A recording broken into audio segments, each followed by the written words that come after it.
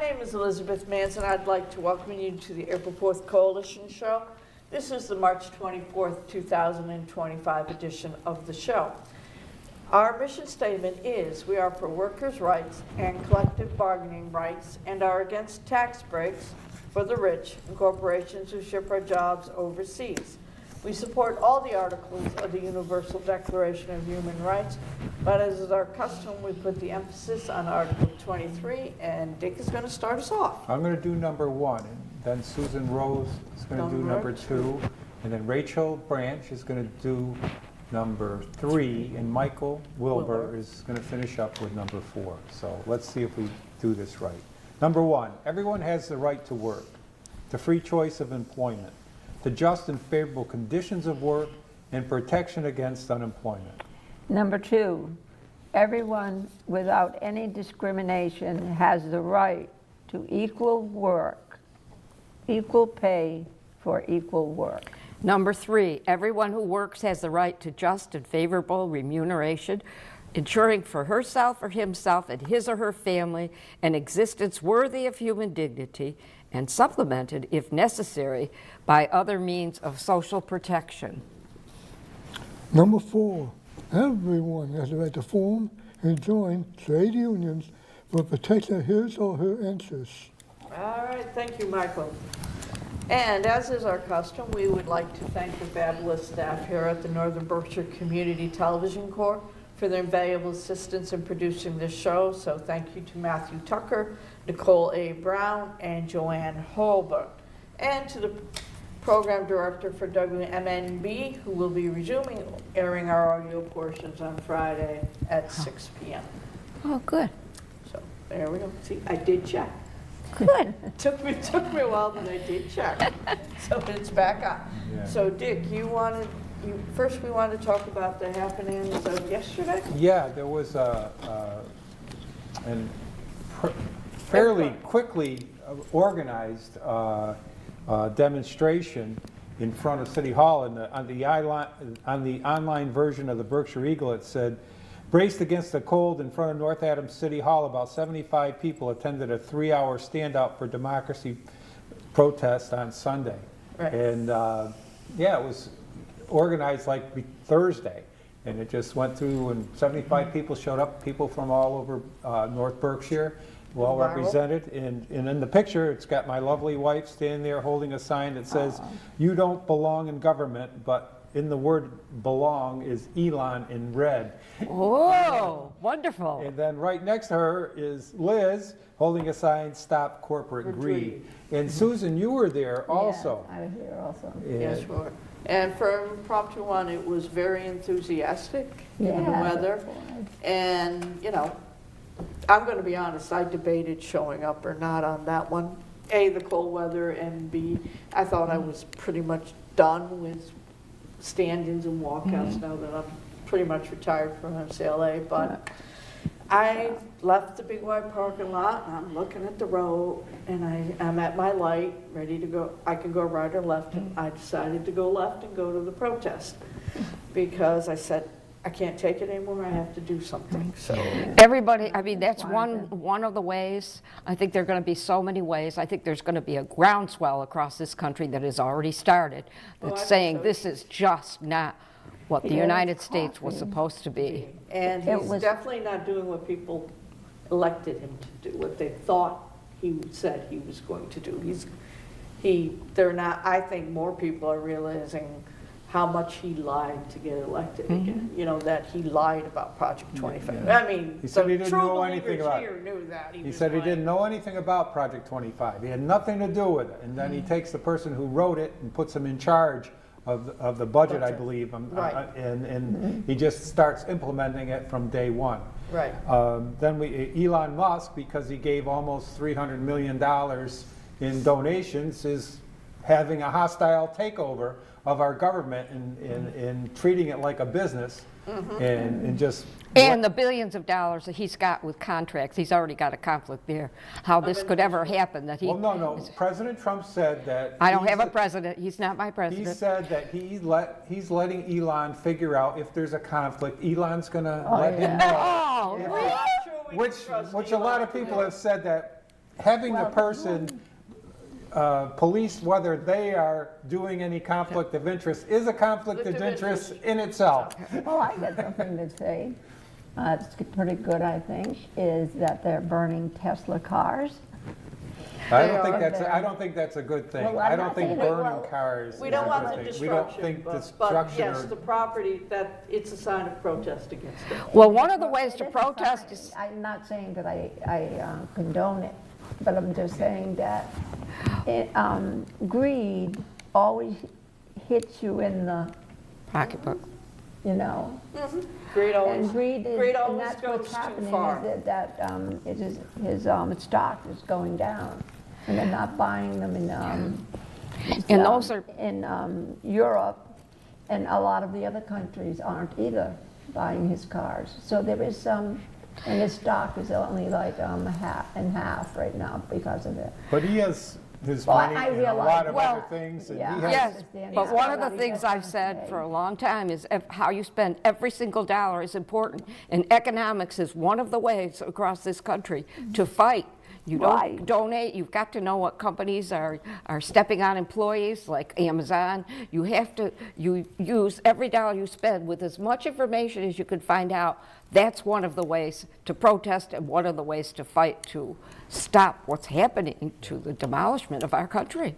It was really good at the demonstration, the people that were there, they found an outlet, but they also, at that demonstration, there was a petition to fire Elon Musk, but also there was a discussion, people could sign up for a bus. It's going to be in Lee, but you can sign up through the Greylock Together organization. You can go online into their Facebook page or whatever. And it's going to take off from Lee early in the morning, bring you to Boston, and then bring you home by 5 o'clock. And it's called, the rally is on April 5th. It's Hands Off Massachusetts. I believe that's a Saturday. So, so you can contact them if you want to be interested, but, you know, just keep your eyes open and let's keep the discussion going. I think the important part is we're building relationships within our community Yes. and providing solidarity and support Yes. for organizations, whether they be immigrants who've been swept off our streets just because they're hardworking people, but their skin is brown. Right. And they need to be added to the numbers. They're human beings. Yeah, they're human beings. I mean, we've had, This is universal rights. This is exactly Yes. what this program is about. exactly, there's one report where they followed the parents dropping their children off at the bus stop and then followed them to work and then took the parents and shipped them off. And so people are living in fear in the immigrant community. And they, you know, they don't feel comfortable, they don't feel safe in their own home.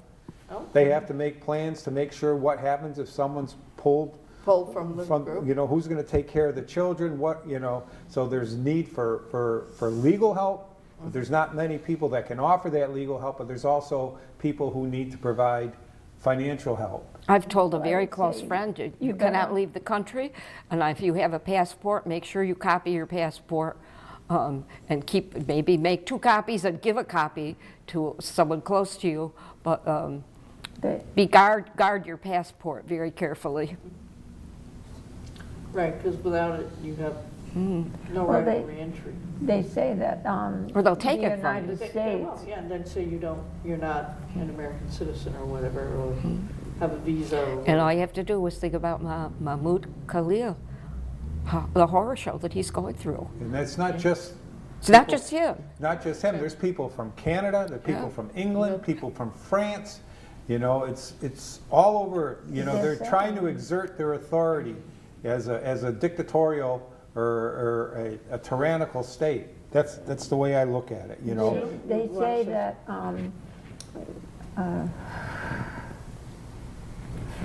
You'll think of it in a minute. it's not That's all awful. those files we have in our head. oh, I know, that they're saying, other countries are saying, do not go to the United States. Mm-hmm. And I remember reading about other countries, do not go there, you know. never thought we'd be on the list, I right? never thought that we'd be on the list, but people not coming to our country.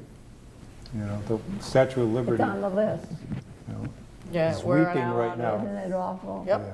We can thank the orange gentleman for So, that. you know, all these cuts that Elon Gentlemen. Musk, Agent Orange, That's good, Dick. well, no, it said Spike Lee. He started calling him that about 5 years ago. Oh, that's maybe good, that's more, good. Maybe 10, I don't know. Well, that But, covers both um, quite a bit. but, you know, all those mass layoffs and everything, we've had some court stand up to the coup that's taking place. So let's look at I believe it's a CBS report on some federal judges, how they ruled on 18 federal agencies. 18 federal agencies are working to reinstate thousands of employees who were fired as part of President Trump's effort to reduce the size of the government. It follows a judge's ruling last week that temporarily blocked the firing, saying they were likely illegal. The Trump administration provided a detailed account of more than 24,000 workers who were affected to be in compliance with the judge's order. Most were probationary employees, meaning they typically held their roles for less than a year. Melissa Quinn is a politics reporter for CBSNews.com and has been following this for us. So, Melissa, how did CBS News uncover this information?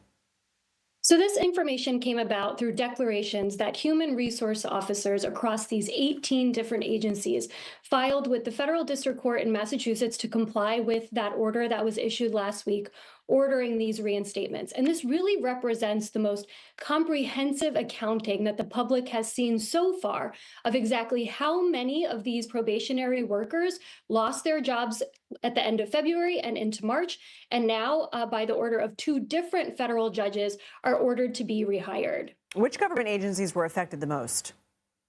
Well, as you said, you're talking about more than 24,000 probationary workers in all. Sort of the biggest numbers here came from the Department of Treasury, where there were more than 7,000 probationary workers who lost their jobs and now have since been reinstated. That includes more than 6,000 at the IRS, as CBS News has reported before. There's more than 5,400 probationary workers who were affected at the USDA, more than 3,000 at the Department of Health and Human Services, and more than 1,000 at the Department of Veterans Affairs. The Justice Department has already appealed attempts to block these firings. Do these legal rulings offer these employees protection in the future? Well, they have that protection now, and the 18 agencies have said that all of these workers have received notices that they are being reinstated. But there is no guarantee, as you said, for the future. The Justice Department has appealed these decisions in one case from California to the Ninth Circuit, and in the case out of Maryland to the Fourth Circuit. And that concern about exactly the impact that this would have on these probationary workers was actually raised by these human resource officers in their declarations. They're saying that if there is an appellate court ruling that reverses these lower court decisions, that would really lead to chaos and confusion for these workers as to exactly what their status is within the federal government. I'm sure there's already chaos and confusion. A judge also has denied a restraining order to block DOJ from taking over the U.S. Institute of Peace. What do we know about this?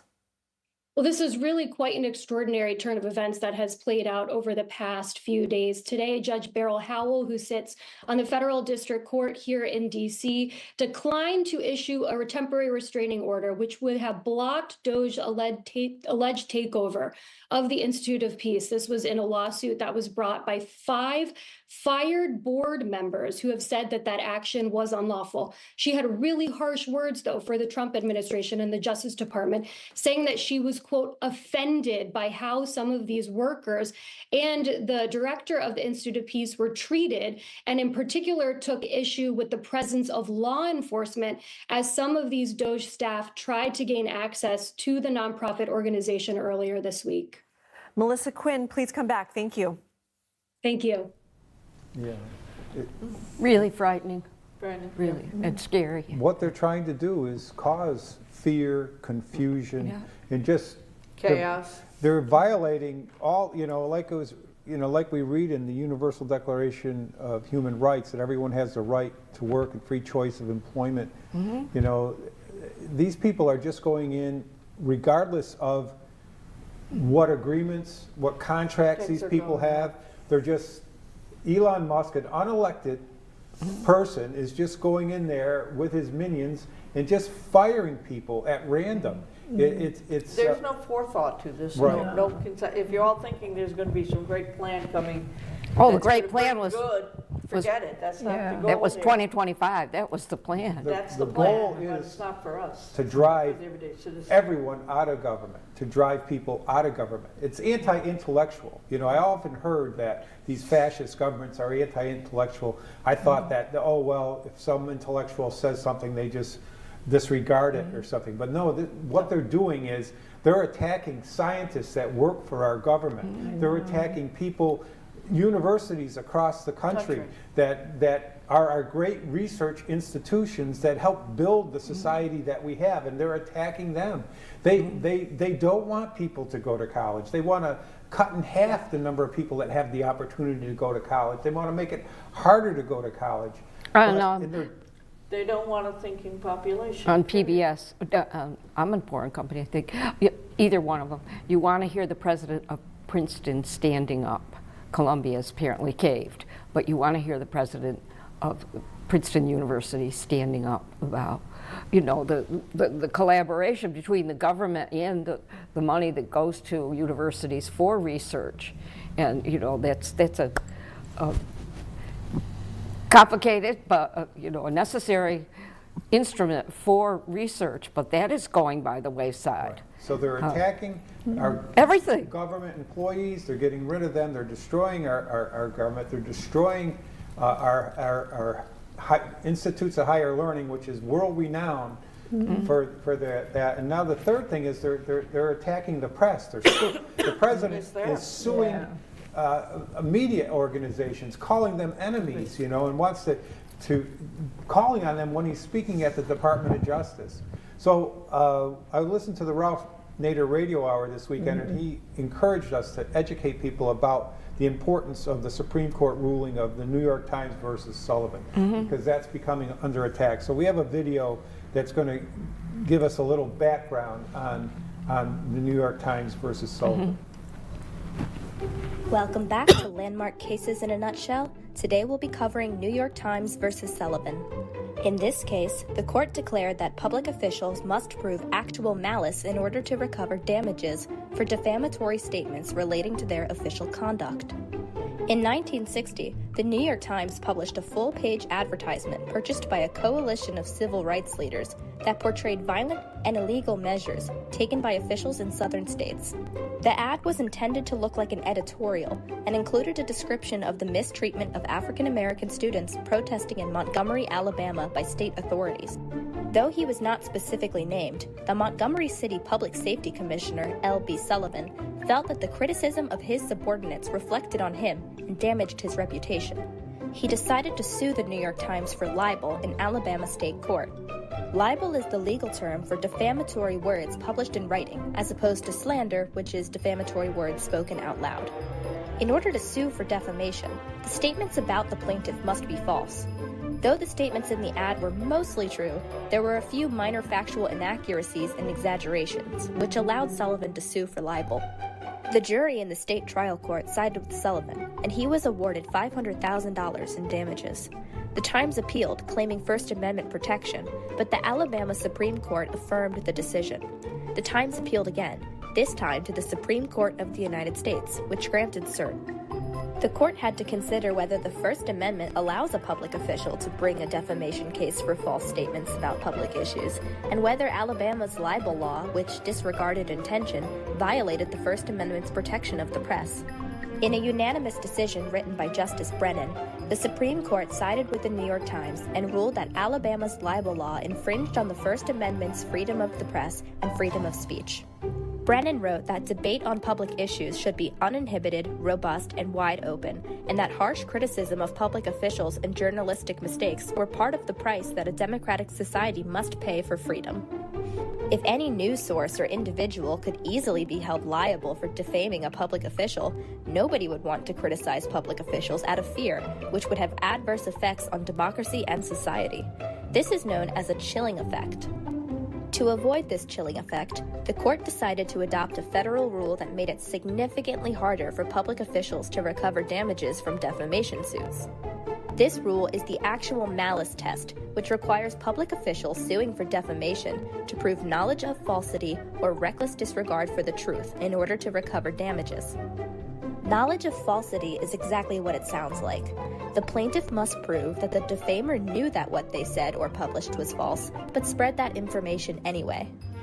To prove reckless disregard for the truth, the plaintiff must show that their defamer did not make an effort to determine if information was true or entertain serious doubts about a statement's accuracy. An example of reckless disregard for the truth would be publishing that a member of Congress was involved in a hit and run when your only source for that information was a man with dementia who suffers from delusions. As you might imagine, actual malice is difficult to prove, which grants more protection to speech and the press. Since there was no evidence that the New York Times knowingly published false information or acted with reckless disregard for the truth, it could not be held liable for libel. Therefore, the court reversed the Supreme Court of Alabama's ruling and dismissed the $500,000 in damages awarded to Sullivan. Since 1964, the court has declared that actual malice also applies to public figures, like celebrities. But private figures are still not required to meet this standard to recover damages for defamation suits. The decision has become quite controversial over time, with some current justices even indicating that they believe the case should be revisited and possibly overturned. But for now, the actual malice standard is still in place. Alright, that's all for this case. Thanks for watching, and leave any questions you have in the comments. Yes, I know they're going after, that's what Trump's goal is, to get the Supreme Court to reevaluate that decision, to say that, why, I'm a public official, why should I have less rights than somebody else? Right, and what it is it's a way to use their money, rich people, to use their money to silence any critics. And they don't care if they're wrong. They have no regard for the truth. They just want to make you spend Money that you don't that have. you don't have to fight them in court. People like Elon Musk, who's got money to burn, they, you know, and it's a chilling effect. But the chilling effect also holds, it buys time for those people who are doing such disaster to this country. The chilling effect is if you file a lawsuit on somebody, those take years.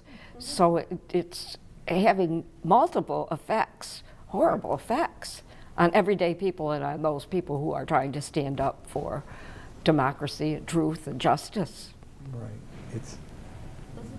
That's one thing Donald Trump proved. If you got enough money, you can stall it out till you don't get a conviction. As long as you have a Supreme Court that supports you, Sure. slow walks your cases, and then finds that you can never break the law as long as you're doing your job. This is a plea right now to Chief Justice John Roberts that he and the other members of the Supreme Court must put party politics aside. They just must sit down and read the Constitution and know that they'd have to be strong enough to stand up for the American people. That is one of the links that we absolutely have to have. Right now, they're Stand up. totally disregarding court orders. Yep. They're hedging on, oh, well, we're almost at a constitutional crisis. A lot of people say we are there. When a federal judge says, turn those planes around and bring those people back. From that Venezuela. being sent to El Salvador. And they ignore it. They say that they were on international waters. They just ignore what the judge says. Then when the judge asks for information, they say, well, we can't give you that. They are flaunting our judicial system. Yes. And they have supplicants in the Congress, in the Republican side, that are the majority, that are not standing up to this coup. And now they're trying to really cut off the judiciary and leave us to fight for ourselves. It's a very, very disconcerting thing. Dick, do we have time for the last one, or have we? Yeah, we do have time for the last one. We have one to talk about dictatorship. Charlie Chaplin. Charlie Chaplin did a movie called The Dictator, The Great Dictator, and it was parodying Hitler. So in his final speech, we have you know, we're playing, got it from YouTube, and we're playing this final speech from that movie. I'm sorry, but I don't want to be an emperor. That's not my business. I don't want to rule or conquer anyone. I should like to help everyone if possible. Jew, Gentile, black man, white. We all want to help one another. Human beings are like that. We want to live by each other's happiness, not by each other's misery. We don't want to hate and despise one another. In this world, there's room for everyone, and the good earth is rich and can provide for everyone. The way of life can be free and beautiful, but we have lost the way. Greed has poisoned men's souls, has barricaded the world with hate, has goose-stepped us into misery and bloodshed. We have developed speed, but we have shut ourselves in. Machinery that gives abundance has left us in want. Our knowledge has made us cynical, our cleverness hard and unkind. We think too much and feel too little. More than machinery, we need humanity. More than cleverness, we need kindness and gentleness. Without these qualities, life will be violent and all will be lost. The aeroplane and the radio have brought us closer together. The very nature of these inventions cries out for the goodness in men, cries out for universal brotherhood, for the unity of us all. Even now, my voice is reaching millions throughout the world, millions of despairing men, women, and little children, victims of a system that makes men torture and imprison innocent people. To those who can hear me, I say, do not despair. The misery that is now upon us is but the passing of greed, the bitterness of men who fear the way of human progress. The hate of men will pass and dictators die, and the power they took from the people will return to the people. And so long as men die, liberty will never perish. Soldiers, don't give yourselves to brutes, men who despise you, enslave you, who regiment your lives, tell you what to do, what to think, and what to feel, who drill you, diet you, treat you like cattle, use you as cannon fodder. Don't give yourselves to these unnatural men with machine minds and machine hearts. You are not machines, you are not cattle, you are men. You have the love of humanity in your hearts. You don't hate, only the unloved hate, the unloved and the unnatural. Soldiers, don't fight for slavery, fight for liberty. In the 17th chapter of St. Luke it is written, the kingdom of God is within man, not one man nor a group of men, but in all men, in you. You, the people, have the power to create machines, the power to create happiness. You, the people, have the power to make this life free and beautiful, to make this life a wonderful adventure. Then in the name of democracy, let us use that power. Let us all unite. Let us fight for a new world, a decent world, that will give men a chance to work, that will give youth a future and old age a security. By the promise of these things, brutes have risen to power, but they lie. They do not fulfill that promise. They never will. Dictators free themselves, but they enslave the people. Now let us fight to fulfill that promise. Let us fight to free the world, to do away with national barriers, to do away with greed, with hate and intolerance. Let us fight for a world of reason, a world where science and progress will lead to all men's happiness. Soldiers, in the name of democracy, let us all unite!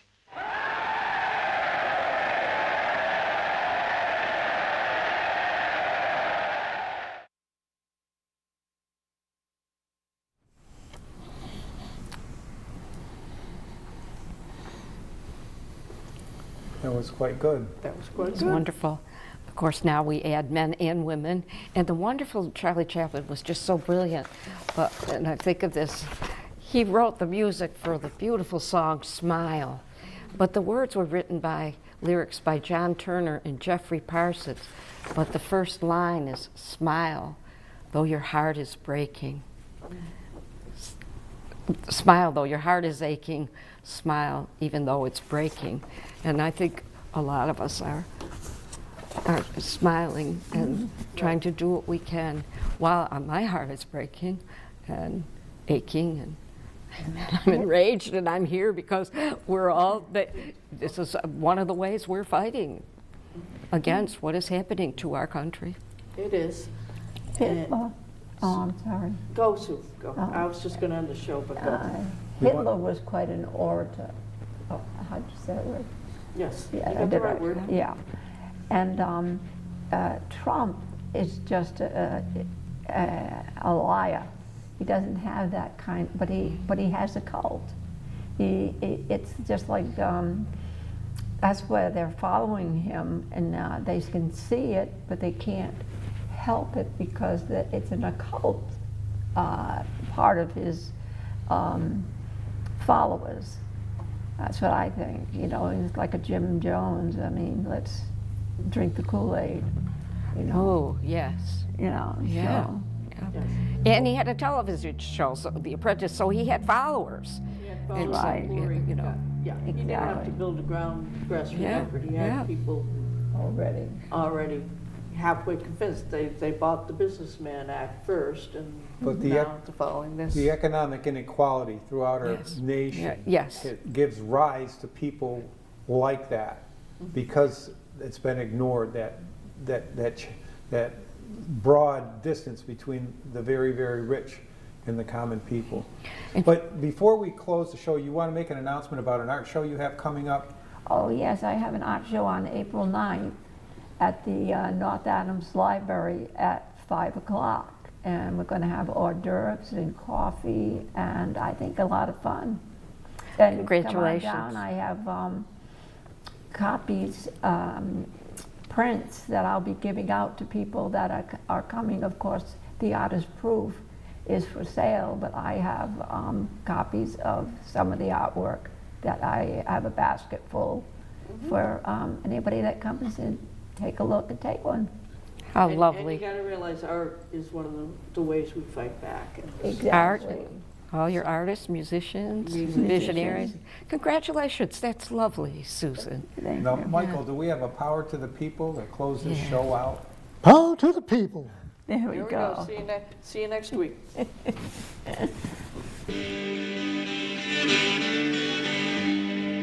There's power in the factory, power in the land, power in the hand of the worker.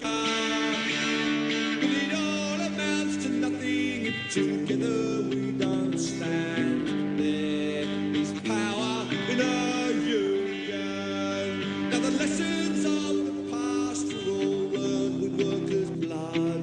Mistakes of the bosses we must pay for. From the cities and the farmlands to trenches full of mud. War's always been the bossy